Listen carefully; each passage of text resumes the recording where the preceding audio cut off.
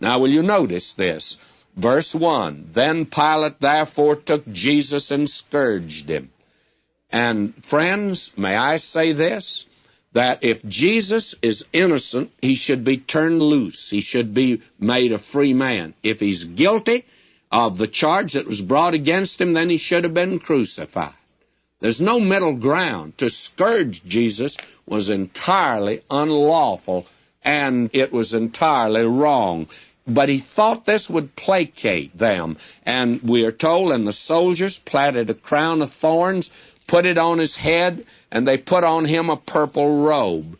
You see, when a man had a death sentence against him, the soldiers could have their fun with him before he was crucified. And that's what they did here. And they said, Hail, King of the Jews. Now notice what is said here. And if we pass by it, we may miss something. They smote him with their hands. Now, that's a game they played in that day. That was known as hot hand. And when a prisoner was delivered over for a death sentence, after all, they could mutilate him, do anything they wanted to with him, what they would do, all the soldiers would show him their fist, and then they would blindfold him, and all of them would hit him as hard as they could, with the exception of one. And then they would take the blindfold off, and if he was still conscious, he was to guess who it was that didn't hit him. And, of course, he never guessed who that was. They saw to that. Then again, they blindfold him and go through it again.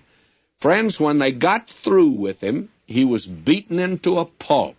And I actually believe that the Lord Jesus was so mutilated that you would not even have recognized him, friends. And I think that's exactly what Isaiah meant when he says in Isaiah 52:14. And remember, that's part of Isaiah 53. Listen to this.